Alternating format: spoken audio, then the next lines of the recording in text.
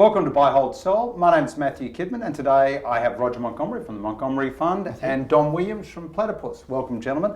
And today we are doing a thematic and we are talking crowded trades and in particular yield stocks. They have been on a tear, and as I remember years ago, a wise old fund manager said to me, yield is never a crowded trade. Rog, do you agree with that comment?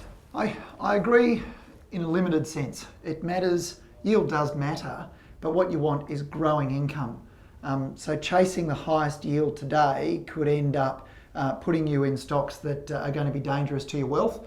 I like that. That sounded pretty good, didn't it? Yeah. And I think the real risk, as we saw only in the last couple of weeks, if long rates start going up, the market won't ignore that, and the attraction of riskier stocks at high yields, that'll disappear. Do you see the same danger, Don? Yeah, to some extent. I mean, the yield trade will continue to work for as long as yields are abnormally low and interest rates are abnormally low. But I think, yeah, we are seeing a few cracks in that thematic, and the banks have had a significant correction already. I think they're down about 14% as a group, and I think the banks might have a 20% correction. So I think the market is becoming a bit more even about assessing the risks of high yield and other securities where you might have a bit better growth than the banks do at the moment. And what else do you put in that bucket of dangerous stocks that might be too high? I think the major infrastructure plays are part of that, Sydney Airport's APA and the like. And I think, I guess utilities as well, you could put in the same bucket.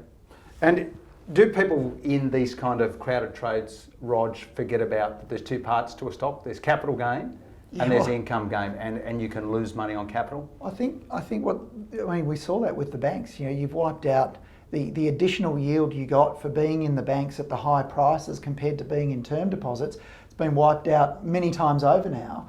And so it makes a lot more sense to go for businesses that might not even be paying a dividend today, but in 5 years' time they're going to be substantially larger. And those are the businesses that will throw off lots of cash and give you a very attractive yield and income. So let's flip it over. Is there a yield stock that you still like? No. And I say that because I believe that almost across the board, the yields have been compressed to such a degree that proper assessment of risk has been thrown out the door. And I think Australia is at risk of a recession, at a real risk of slowing down. And then I'm worried that investors will turn their attention to the reason why there's no growth in stocks.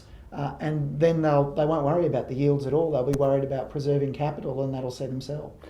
Don, have you got one that might see its way through any downturn in yield stocks? Look, I think if the banks are down 14% as a group, if the banks get down to 20%, I think it's relatively safe to go back into the banks. Okay, there you have it. It's a dangerous place at the moment, but hang in there. Value might come your way.